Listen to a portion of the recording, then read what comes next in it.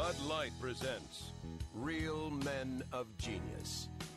Real men of genius. Today we salute you, Mr. Handlebar Mustache Wearer. Mr. Handlebar Mustache Wearer. It takes a real fashion pioneer to know some things never go out of style. Like facial hair from the 18th century. Styling and profiling. With a little wax and a twist of your fingers, you're an instant man about town. You may not be a Civil War general, but with a handlebar mustache, even a simple computer programmer can rally the troops. Tally-ho! Heaven knows we wouldn't be caught dead with one, but it looks good on you. So crack open an ice cold Bud Light, oh soup-straining friend, and know that if you keep wearing it, we'll keep staring at it. Mr. Handlebar Mustache Wearer. Bud Light Beer, Anheuser-Busch, Fort Collins, Colorado.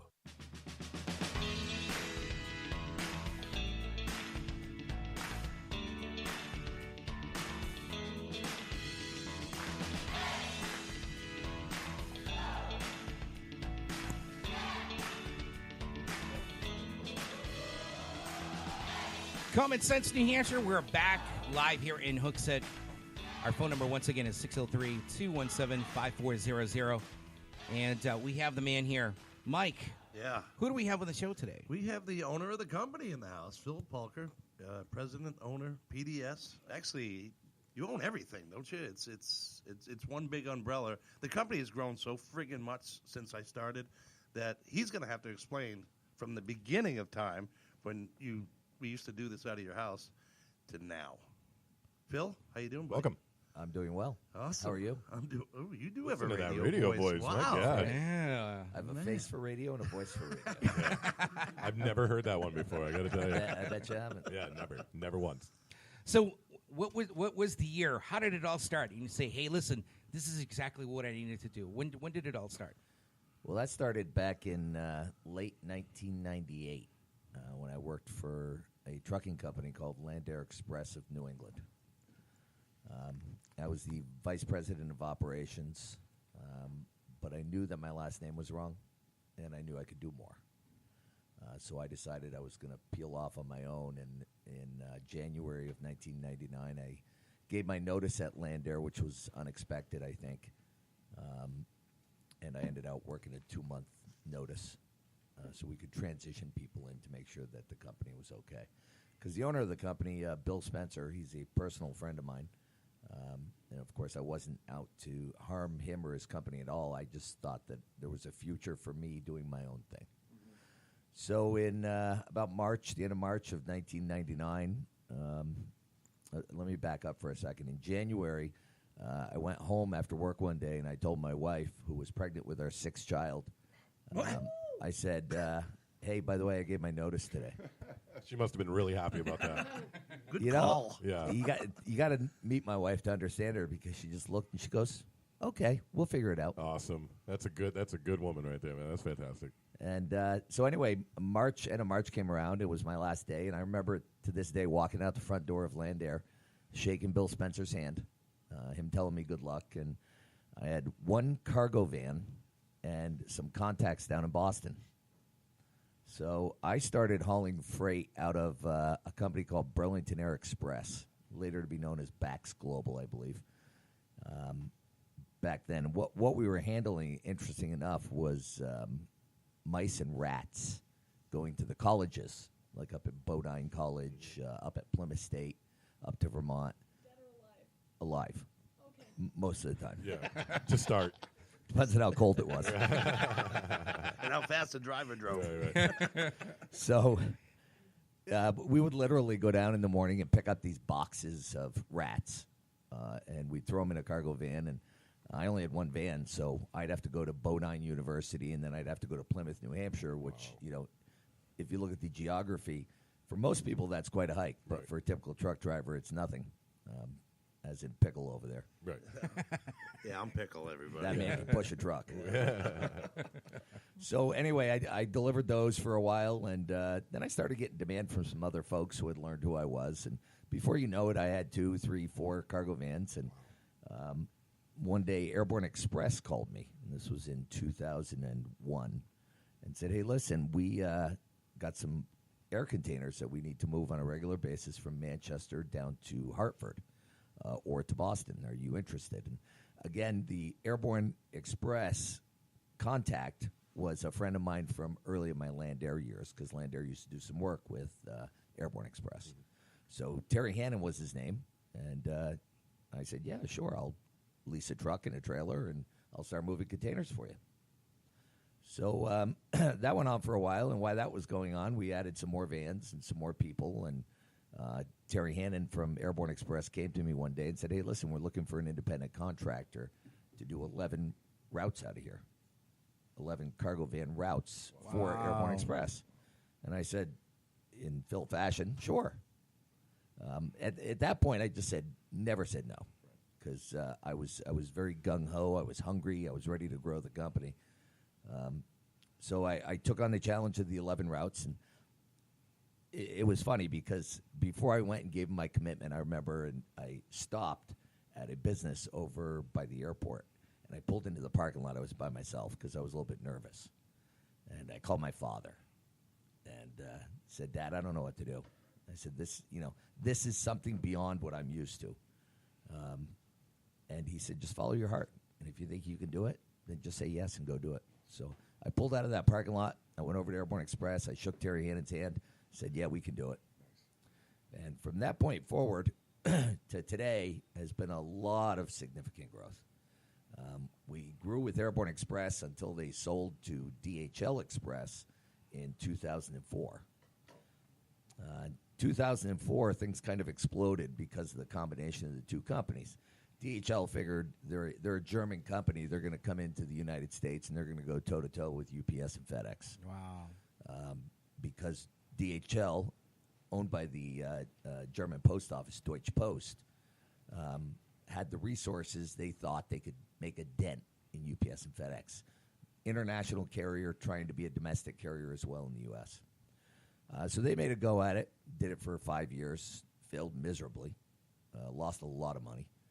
And then they realized, listen, we're going to go back to our roots, and we're going to be that international carrier that's the powerhouse in the globe, which they have been, they were, and they continue to be. So 2009 rolls around, and I'll back up in a minute to fill in some blanks, but I'm just kind of going with the DHL growth right now. 2009 rolls around, and they decide they're going to downsize their independent contractor model from 550 independent contractors across the country to 20. Wow. Ouch. And I would love to say that I was amongst those 20. But apparently I was number 21.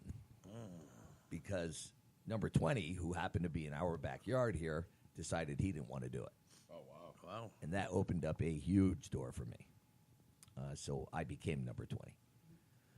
So we were servicing Manchester proper, Nashua.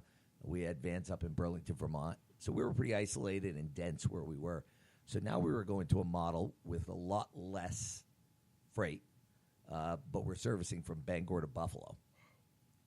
So we had vans scattered through Portland, Manchester, Burlington, Vermont, Albany, Syracuse, Rochester, Buffalo, Providence, Rhode Island. And we've been growing in those areas. We have doubled in size from 2009 to where we are today with the DHL Express growth. Awesome. So let's go back and fill in some of the blanks from 2004 to 2009. While we were continuing to grow with DHL, the trucking division, which started off hauling cans for Airborne Express to Hartford and Boston and then some other areas, that grew as well. Internally with Airborne Express and externally with some other customers that decided to use us. We had one of our best customers was True Value Hardware, as a matter of fact, right here in Manchester. Rick Bilodeau, you're the man. So True Value called us one day and asked if we could do some deliveries for them. So I started going over there myself and doing deliveries. And Michael, who was an employee of mine since 1999, since early in the van days, he started going over and doing True Value runs as well. So we grew with True Value as well, and the trucking division started growing more and more. And then in 2010, we hooked up with another company in Manchester called Summit Packaging. And Summit Packaging was just a different type of customer for us because they were the real deal. They're a global company, $300 million in sales a year. What does Summit make? Summit makes what the owner, God bless her soul, Betsy, who passed away in 2016, they make widgets. That's what she used to call them. Mm-hmm. And what her idea of a widget is anytime you guys open up a can of shaving cream, which, Craig, you don't open one. No, as little as possible. Yeah. Well, he manscapes. I don't know. Yeah. You haven't seen my chest. Not yet. The show's still, we're still in the early phases of this introduction. Yeah, we don't know each other that well. Not yet. Not yet. So anyway, the nozzles for shaving creams, the nozzles for a lot of aerosol products like WD-40, Lysol, those kind of things. They make the nozzle, and they make the bag that goes inside. And a lot of people don't even know there's a bag inside that can. But your shaving cream, if you were to dissect it, there's like a foam bag, or a tinfoil type of bag in there. And that protects it from getting any germs or viruses or anything, so it's sterile. So that's why we have to wear hairnets over there now? That's correct. Oh. Yep. Yeah, it's a clean area. Yep. I never knew that. Widgets. Okay. Widgets. Yeah. So they make a lot of interesting things. They have a manufacturing plant on every continent in the world. But they were born here in Manchester, New Hampshire, right on Gay Street off Brown Ave. The owner of the company, Betsy's father, started the company, I want to say in 69. It was either 67 or 69. I remember her telling me the story that he mortgaged his house for $23,000 to start the company. Wow. And Over $300 million annually. today, in they're sales over now. $300 million. That's amazing. Yeah. Great customer of ours. We haul a lot of product for them. Probably 20 loads a week, which, in relation to some other things isn't really a lot. But they're a great customer of ours, and they're the backbone of our And company. they've expanded. I mean, they've got 2 new buildings now that we 3. Well, I'm sorry. You're right. 2 new ones. Yeah. Total of 3 locally here in Manchester and Londonderry. that we supply. $23,000 bucks. That's so awesome. We actually Wow. get to deliver all their steel, so everything that's being manufactured with their steel, we get to provide that. That's what we do. awesome. Yep. So we pick up loads of coiled steel and aluminum down in New London, Connecticut for them. Truckload. Heavy stuff, like 6 rolls in a trailer, which isn't much, but it's 43,000 pounds. So you max out a trailer with 6 rolls. So we pick up loads every day for them, and we're bringing them up here for their stamping division so they can use the steel to make their products.